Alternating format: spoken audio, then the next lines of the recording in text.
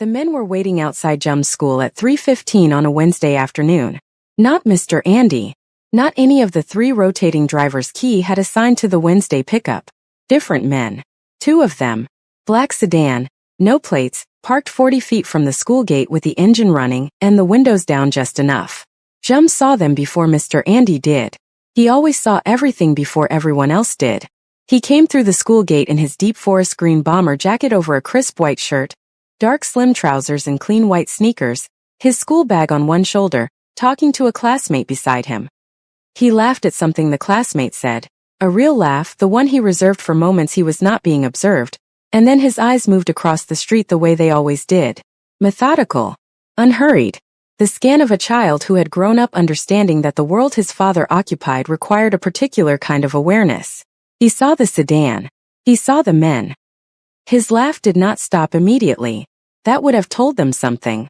Instead it faded naturally the way a laugh does when a conversation moves on, and he turned to his classmate and said something short and smiled and then fell back half a step.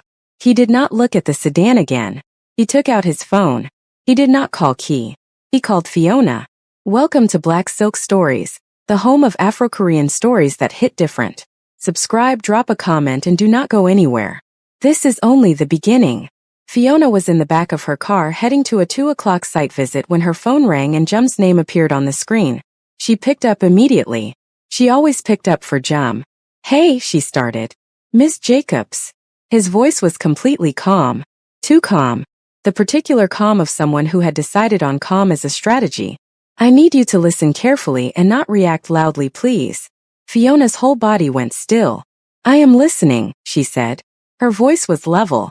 She had not decided to make it level. It simply became level, the way it did in boardrooms when the numbers were bad and everyone was watching her face. There is a black sedan outside my school, Jum said quietly. 2 men.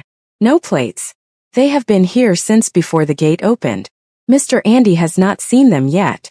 I need you to call my father. Jum.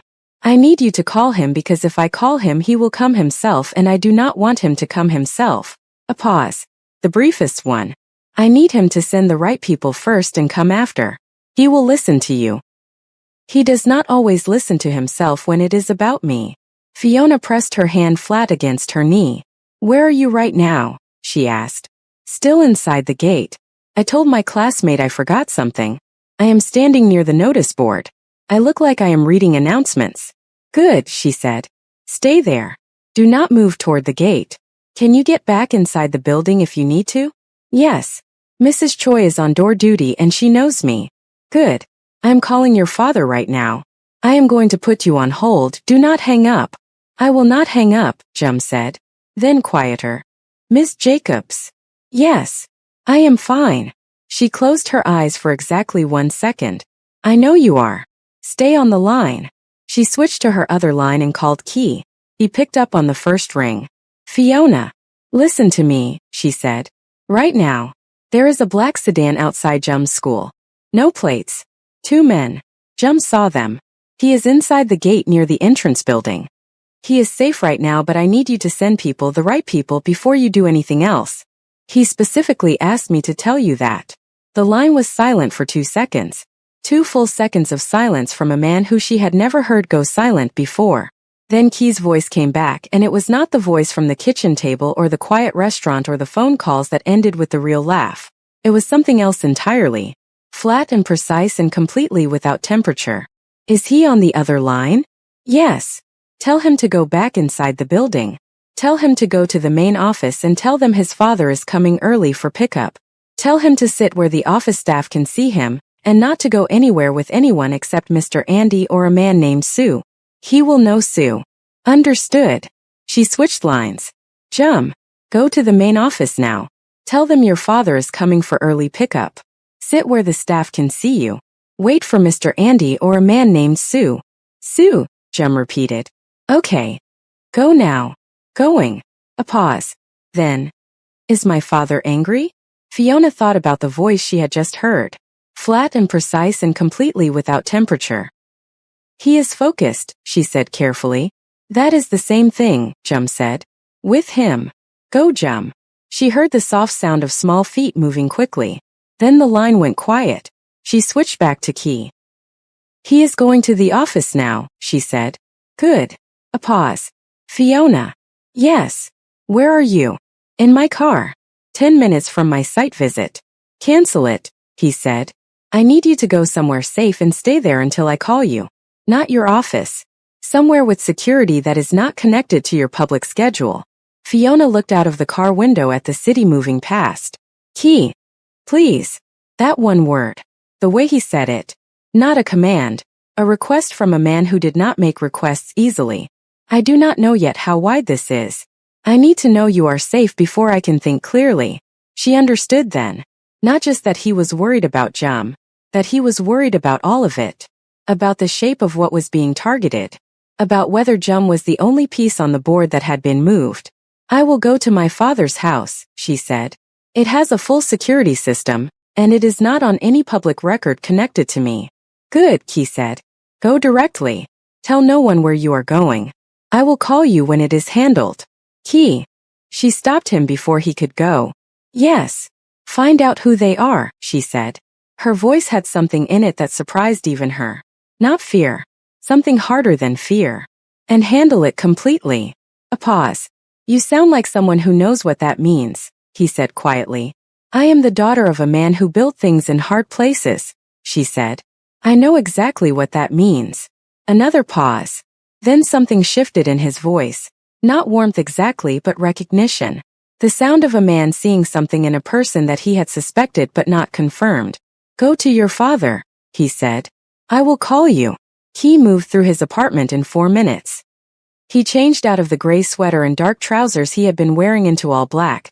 Not the gala suit, something different, something that moved, and made 3 phone calls before he reached the door. By the time he reached the underground car park, 6 of his people were already mobile. Mr. Andy called as he got into the car. Boss. Andy's voice was tight. I see them. Black sedan, 2 men, no plates. They have not moved. They are not going to move, he said, pulling out of the car park. They are a message. The question is who sent it. He paused. Is Jum inside? Confirmed. Office staff have him. He is sitting at the desk near the window eating a biscuit the receptionist gave him. He exhaled through his nose. His son. Eating a biscuit.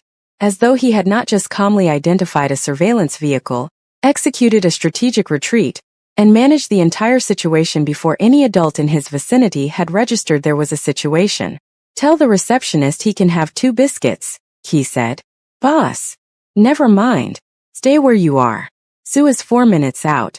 When Sue arrives, you move Jum to the car together. You do not let Jum look at the sedan. You take the north exit, not the main gate. Understood.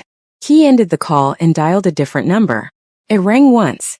I need a name, he said when the line connected. Black sedan, no plates, 2 men. Outside St. Maro's School on Henley Road as of 3:15 today. I want to know who authorized it, and I want to know in the next 30 minutes. He ended that call too. He drove. The city moved around him the way it always did. Ordinary and indifferent and completely unaware that somewhere in a school office a 7-year-old boy was eating a biscuit and waiting with the composure of a general for extraction. Key's hands were steady on the wheel. But something was moving in his chest that had nothing steady about it. Jum was on his second biscuit when Sue walked through the office door. Sue was a large man. Not tall but wide. With a face that had been rearranged by life more than once and had settled into something that most people found uncomfortable to look at directly. He wore a dark jacket and moved with the particular economy of someone who had learned that unnecessary movement was unnecessary information. He looked at Jum. Jum looked at him. Ready? Sue said. Yes, Jum said. He slid off the chair, picked up his school bag, and thanked the receptionist for the biscuits with a small formal nod that made her press her hand to her heart. They moved through the corridor quickly. Mr. Andy fell into step on Jum's other side. The 3 of them, the large scarred man, the neat composed child, and the driver, walked to the north exit without speaking. Outside, the car was already there. Running. Jum got in. The doors closed. They moved. Jum looked out of the back window once as they pulled away. He could see the black sedan still parked at the main gate, the 2 men still sitting in it, watching the front entrance for a small boy in a forest green jacket who had already left through a different door 4 minutes ago. He faced forward. Sue, he said. Yes. Where is my father? Coming. And Miss Jacobs? Sue glanced at him in the mirror. Safe. Jum nodded. He put his school bag on his lap and held it with both hands and looked out of the window at the city passing and said nothing else. But his knuckles, Sue noticed, were slightly white against the straps of the bag. Just slightly. Just enough to see if you were looking. Sue looked away and said nothing. Some things a man, even a 7-year-old one, was entitled to feel without an audience. He arrived at the safe house 20 minutes after the car. He came through the door and Jum was sitting on the sofa in the main room, school bag beside him, forest green jacket still on, eating, because of course he was, a third biscuit that someone had produced from somewhere. He looked up when Key walked in. Key crossed the room in 4 steps and crouched down in front of his son and put both hands on the sides of Jum's face and looked at him. Just looked at him. For a long moment. Taking inventory of every part of him. Jum let him. I am fine, Dad, he said quietly. I know, Key said. His voice was not the flat, precise voice from the phone calls. It was something underneath that. Something that had no professional application and lived only here, in this room between these two people. I saw them early, Jum said. I did not react. I followed protocol. You did everything right, Key said. I called Ms. Jacobs instead of you, Jum said. Are you angry about that? Key looked at his son. No. I knew you would come yourself if I called, Jum said. And I needed the right people to come first. You were right, Key said. Jum nodded slowly. Then he said, who are they? I don't know yet. But you will find out. Yes, Key said. I will find out. Jum looked at his father for a moment. Then he said something that Key would think about for a long time afterward. Dad, he said. Call Ms. Jacobs. She has been waiting and she will not call you because she does not want to distract you. But she is worried and she is trying not to show it. He paused. She does that. When she is scared she gets very quiet and very still and waits. Like she learned a long time ago that being scared out loud was not an option. Key looked at his son. This boy. This extraordinary, perceptive, completely unreasonable boy. When did you learn that about her? Key asked quietly. The phone call today, Jum said simply. Her voice was level the whole time. Too level. That is not calm. That is controlled. He picked up his biscuit. Call her, Dad. Key stood up. He pressed his hand briefly to the top of Jum's perfectly parted hair, the most physical affection Jum usually tolerated without comment, and stepped away to make the call. Jum watched him go. Then he looked down at his school bag. His knuckles finally unclenched. Fiona picked up before the first ring finished. He is safe, Key said. He is with me. He is eating biscuits and he is completely fine. She sat down. She had not realized she was standing until she sat down, in her father's living room on the edge of the sofa, still in her coat, still with her bag on her shoulder, exactly as she had arrived 40 minutes ago because she had not been able to do anything as ordinary as take her coat off while she did not know. Okay, she said. Just that one word, but it carried everything. Fiona. His voice was careful. Are you all right? I am fine, she said. Jum said you would say that. She pressed her hand over her eyes briefly. Of course he did. He also said your voice goes level when you are scared. A pause. He said that is not calm. That is controlled. She was quiet for a moment. Outside her father's window the late afternoon light was doing the long golden thing it did in the hour before evening, falling across the garden in a way that was so ordinary and so peaceful that it felt almost offensive against the last 2 hours. He is right, she said quietly. I learned a long time ago that being scared out loud was not useful. Who taught you that? He asked. Life, she said. And my father. And $300 million contracts that don't care how you feel about them. A short pause. Then Key said, I am sorry you were pulled into this. Don't, she said. Fiona. Do not apologize to me for this, she said, and there was something firm in it. Not anger. Firmness. The kind that came from a decision already made. I told Jumin, I told him at lunch that your world was not a wall for me. I meant that. Today tested it. She paused. It held. The line was quiet. It held, he repeated softly. Yes, she said. So do not apologize. Just tell me what happens next. He was silent for a moment. When he spoke again something had shifted, the way it shifted between two people when a line gets crossed that neither of them named but both of them felt. I need to find out who sent those men, he said. And why? And I need to make sure it does not happen again. How long will that take? I will know who tonight, he said. What I do with that information will take longer. And Jum. He stays with me until this is resolved. No school for the rest of the week. He will hate that more than anything that happened today. Despite everything, Fiona laughed. A short, surprised one. He really will. He already complained about it twice on the way here, he said. He said, and I am quoting, "Missing school is a disproportionate response to a sedan, Dad." Fiona laughed again, properly this time, and the laugh did what laughs do in dark moments. It let some of the air back in. Let the chest remember how to be a chest and not a fist. Key, she said when it had settled. Yes. Can I come? She asked. To wherever you are. I do not want to sit in my father's house and wait. I am not built for waiting. A pause. You want to come to the safe house. I want to be where Jum is, she said simply. And where you are. Another pause from her side. If that is the right thing. It is the right thing, he said quietly. I will send a car. She arrived 40 minutes later in a camel-colored wool coat over a burnt sienna turtleneck and dark trousers. Her hair pulled back simply. No jewelry except the small gold earrings she had been wearing when the call came and had not thought to change. Jum was at the door. Not because anyone had told him to be. Because he had heard the car and positioned himself there with the instinct of someone who needed to see with his own eyes. He looked at her when she came through the door. She looked at him. And then Fiona Jacobs, billionaire CEO, the woman who signed $300 million contracts without blinking, the woman whose voice went level when she was scared because she had learned that being scared out loud was not an option, crossed the entrance in 3 steps and crouched down and pulled Jum into a hug. She had not planned to do it. Simply happened. Jum went still for exactly 1 second, the surprise of it, the unexpectedness, and then his small arms came up and went around her and he held on with the quiet completeness of a child who had needed this without knowing it and was not going to pretend otherwise. They stayed like that for a moment. Neither of them said anything. He stood in the doorway of the main room and watched and felt something move through him so completely that he had to look away for a moment at nothing in particular and breathe.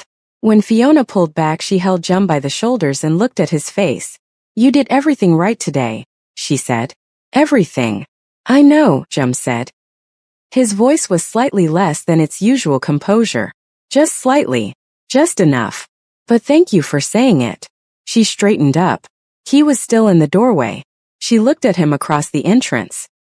He looked at her. She was still in her coat, her hair pulled back simply, and she looked like someone who had come through something difficult and come through it completely. Not unaffected, just unbroken. He crossed the entrance and stopped in front of her. And then he did something he had not done before. He put his arms around her. Not the brief touch across the restaurant table. Not the careful stepping forward. He held her properly, fully, the way you hold someone when you are grateful they exist and want them to feel it without having to find the words. She pressed her face briefly against his shoulder. 3 seconds. Maybe 4. Then they separated and neither of them made anything of it and both of them carried it. The name came through at 9:47 that evening. He was in the back room of the safe house with Sue and 2 others when his phone buzzed. He looked at the screen. Read the name. Read it again. He was quiet for a long moment. Then he said, "Leave me for a minute." The room emptied. He sat with the name for 5 minutes alone. He knew the name. He had known the family attached to it for 15 years. He understood immediately why and he understood immediately what it meant and what it would cost to address it completely. He went back to the main room. Jum was on the sofa in gray slim pajamas and a white long-sleeved top, a book open on his lap, reading with the focused concentration he brought to everything. He looked up when Key came in. Fiona was in the armchair across from him, shoes off, legs tucked beneath her. A cup of tea from somewhere going warm between both hands. She looked up too. Key sat down on the sofa beside Jum. "I know who it was," he said. The room was quiet. "A family called Beck," he said. "They have been trying to move into territory that borders mine for 2 years. Every legitimate attempt has failed. This," he stopped. "This was not a legitimate attempt. This was pressure. They wanted me to know they could reach what matters to me." "Could they have taken him?" Fiona asked. Her voice was level. Completely level. "They could have tried," he said. "They would not have succeeded. But yes, they could have tried." Fiona nodded once. She looked at her tea, then at Key. What happens now? I go and have a conversation with Chairman Beck, Key said. Tonight. What kind of conversation? Jum asked. Key looked at his son. The kind that makes sure this never happens again. Jum held his father's gaze for a moment. Then he nodded, the small decisive nod. Good. I need you to stay here with Sue, Key said. And with Miss Jacobs if she is willing. Jum looked at Fiona. Fiona looked at Key. I am willing, she said. Go. Key stood. He looked at both of them. His son in gray pajamas with a book, this woman in a camel coat with her shoes off and a cup of tea, and felt the particular weight of having something real to come back to. He had not felt that in a very long time. I will be back before midnight, he said. We will be here, Fiona said. After Key left, the safe house settled into a quiet that was surprisingly comfortable. Sue and the others were in the back rooms. The main room belonged to Jum and Fiona and the low lamp and the sound of the city at night beyond the windows.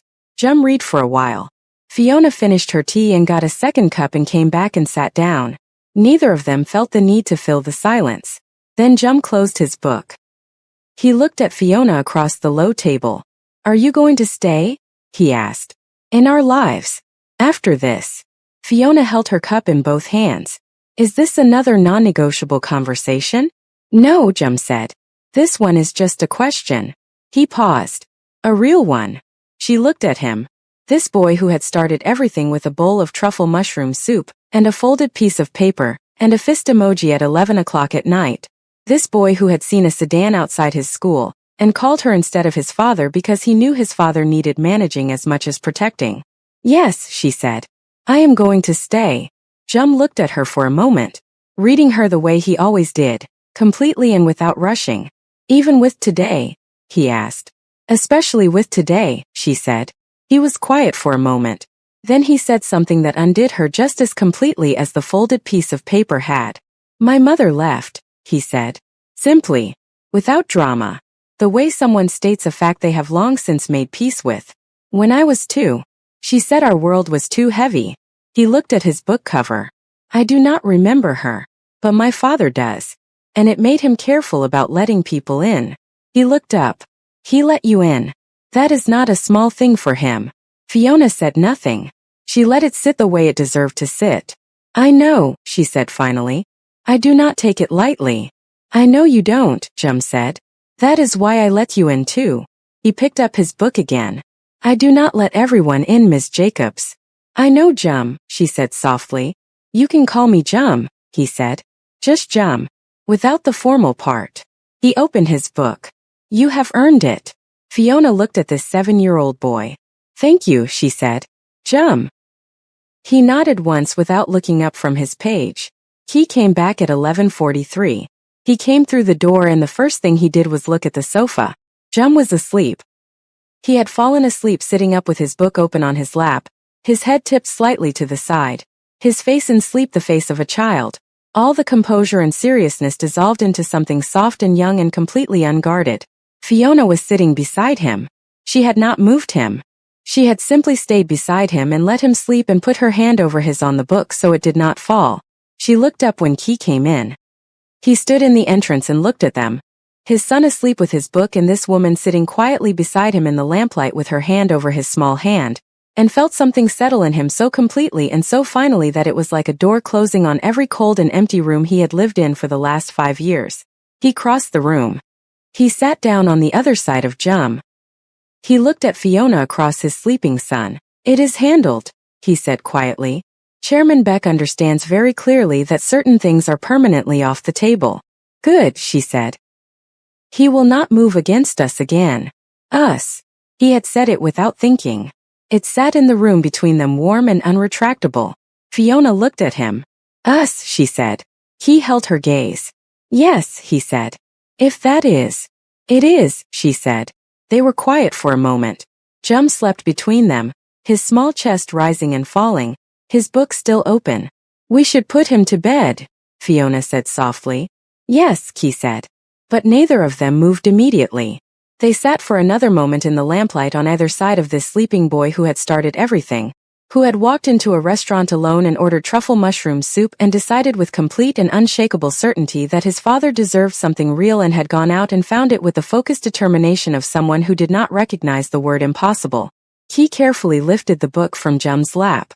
He looked at the page Jum had been reading. He showed it to Fiona across the sofa. It was a chapter titled, How to Bring People Together. Fiona pressed her lips together. He pressed his hand over his mouth. And then they were both trying very hard not to laugh loudly enough to wake the boy between them and failing at it quietly and completely, shoulders moving, eyes watering, the whole helpless silent laughter of two people who had been outmaneuvered by a 7-year-old and could not find a single thing to say about it except that they were glad. Later, after Jum had been carried to bed still asleep, after Sue and the others had stood down, after the safe house had gone quiet, he and Fiona sat at the kitchen table. Not the Sunday kitchen table with the ramen. A different table. A harder night. But the same two people and the same quality of silence between them that had nothing empty in it. I need to ask you something, he said. Ask, she said. My world. He looked at his hands on the table. It will not always be tonight. But it will sometimes be tonight. I cannot promise you it will not. He looked up. Knowing that, really knowing it, not the idea of it but the reality of it. Can you build something with me? Fiona looked at him across the table. She thought about a phone call at 3:15. A level voice that was not calm but controlled. A 7-year-old boy's knuckles white against a school bag. A hug in an entrance hall that she had not planned. She thought about a folded piece of paper that said, He has not been happy the way he should be for a long time. She thought about sitting in a lamplight room with her hand over a sleeping child's hand waiting for his father to come home. He, she said. I did not come this far to build something small.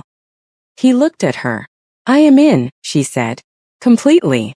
All of it. He reached across the table. She put her hand in his. And this time it was not 4 seconds.